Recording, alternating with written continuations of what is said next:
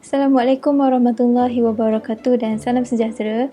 Saya Nurul Ain Sofia binti Hairudin daripada kelas PISMP PI 3619 akan menerangkan tentang inovasi digital yang dilaksanakan bertajuk Meme Nak Balik Kampung.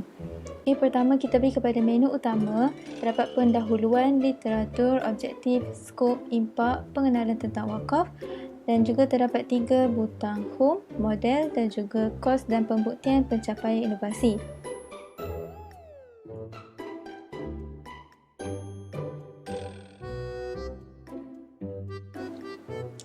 Seterusnya adalah pendahuluan. Inovasi ialah kaedah mencari jalan untuk menghasilkan produk atau perkhidmatan yang lebih baik sama ada melalui pengubahsuaian atau penambahbaikan. Digital pula merujuk kepada teknologi elektronik yang menggunakan nilai-nilai diskret secara amnya 0 dan 1 untuk menjana, menyimpan dan juga memproses data.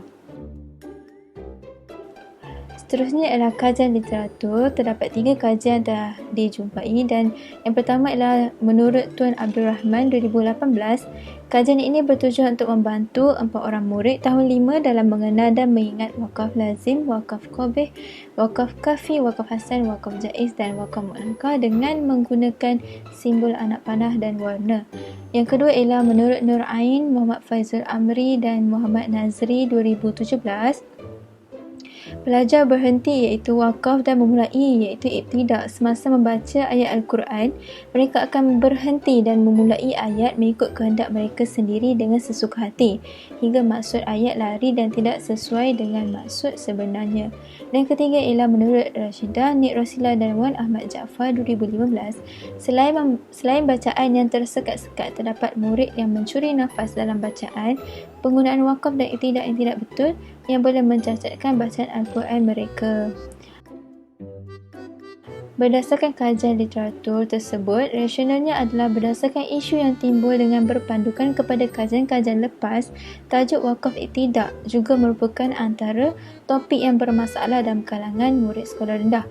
Mereka sukar membezakan dan mengingat 6 tanda wakaf yang telah dipelajari.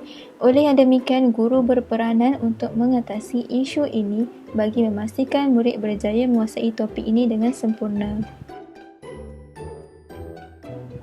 Seterusnya ialah pernyataan masalah. Yang pertama ialah murid tidak dapat mengingat dan membezakan tanda-tanda wakaf yang pelbagai. Dan kedua ialah murid keliru dengan maksud dan cara bacaan bagi setiap tanda wakaf. Seterusnya ialah objektif. Yang pertama ialah murid dapat mengenal pasti perbezaan antara tanda wakaf. Yang kedua ialah murid dapat menyatakan fungsi bagi setiap tanda wakaf. Dan yang ketiga ialah murid dapat membaca dengan cara bacaan yang betul bagi setiap tanda wakaf.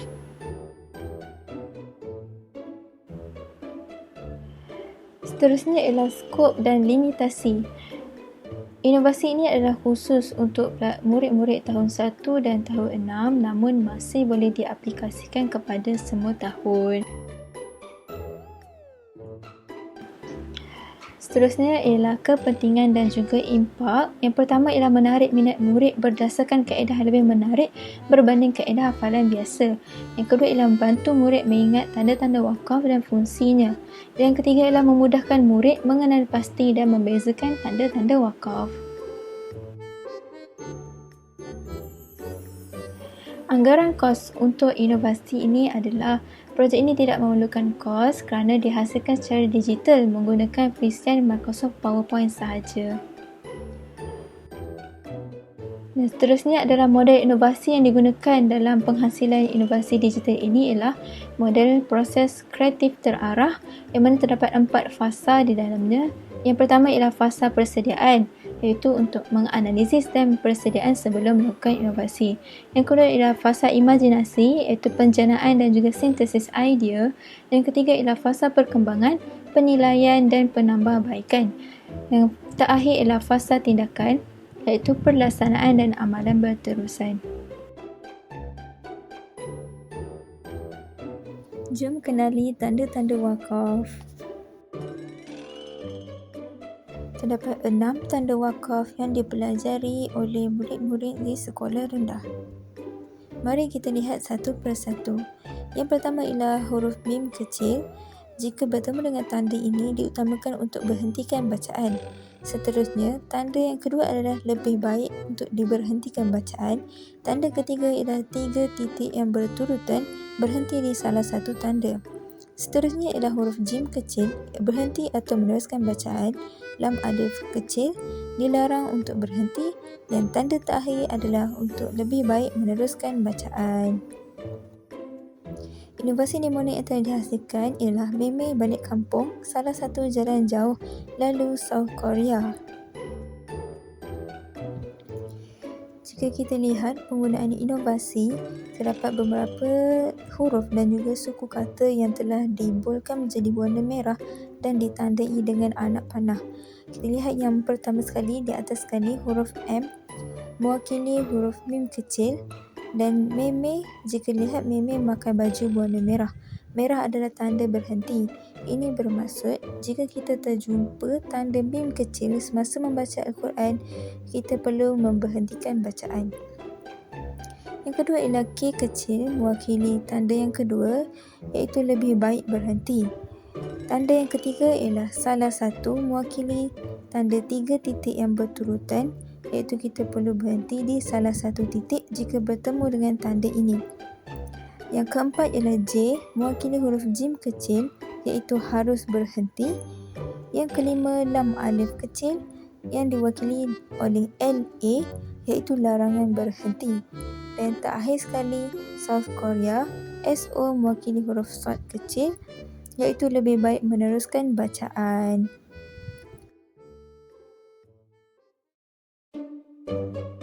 Meme ingin balik ke kampung durian runtuh untuk bertemu dengan rakan-rakannya, namun perlu melalui perjalanan yang sangat jauh. Mari kita ikuti perjalanan Meme. Hari ini, Meme memakai baju berwarna merah yang merupakan warna kegemarannya. Meme pakai baju merah. M mewakili mim kecil dan merah bermaksud berhenti. Jadi apabila terjumpa tanda mim kecil, kita perlu memberhentikan bacaan. Meme pun memulakan perjalanan balik ke kampung. Namun begitu, semasa di perjalanan balik ke kampung, hujan mulai turun dengan lebatnya.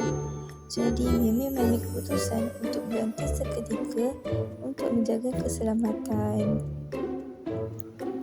Meme balik ke kampung, namun hujan tiba-tiba turun dengan lebatnya. K mewakili korban kecil dan hujan menandakan lebih baik Meme berhenti seketika untuk menjaga keselamatan. Apabila hujan mulai reda, Meme meneruskan perjalanan dan perlu memilih salah satu jalan yang ingin dia lalui. Salah satu jalan mewakili 3 titik yang berturutan, iaitu kita perlu berhenti di salah satu tanda jika bertemu dengan tanda ini. Setelah itu, Meme perlu menempuh satu perjalanan yang sangat jauh. Jalan yang sangat jauh, J mewakili jim kecil dan H mewakili harus berhenti, iaitu boleh berhenti atau meneruskan bacaan. Dalam situasi ini, perjalanan Meme yang masih jauh untuk sampai ke kampung, jadi Meme memilih untuk meneruskan perjalanan.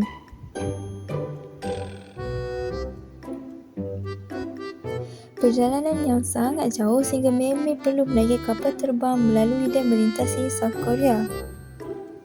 Menaiki kapal terbang melalui South Korea, LA mewakili lam alif kecil, iaitu larangan berhenti. Jika dilihat, Meme mesti menaiki kapal terbang. Jadi, Meme tidak boleh berhenti sesuka hati sehingga kapal terbang selamat mendarat di destinasi. Melintasi South Korea, S mewakili sod lam kecil, iaitu lebih baik teruskan. Meme masih berada di South Korea dan perjalanannya masih jauh, jadi Meme perlu meneruskan perjalanan agar lebih cepat sampai ke kampung halamannya. Akhirnya, Meme tiba juga di kampung durian runtuh untuk bertemu dengan rakan-rakannya setelah melalui perjalanan yang sangat panjang.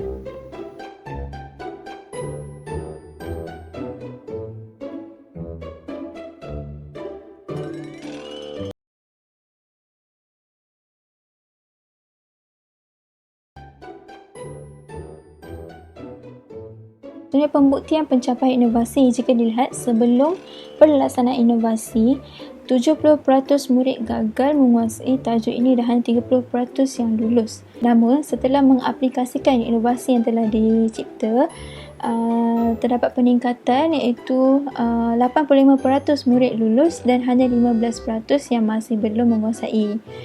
Ini membuktikan bahawa pelaksanaan inovasi ini berhasil membantu murid untuk lebih menguasai topik wakaf ini. Sebagai kesimpulannya, saya berharap agar inovasi ini dapat memberikan manfaat kepada murid dan guru dalam pengajaran dan pembelajaran bagi topik ini. Kejayaan mereka menghafal setiap tanda wakaf tentunya akan membantu mereka dalam meningkatkan kualiti bacaan Al-Quran dalam kehidupan harian. Sekian itu sahaja daripada saya. Assalamualaikum warahmatullahi wabarakatuh dan terima kasih.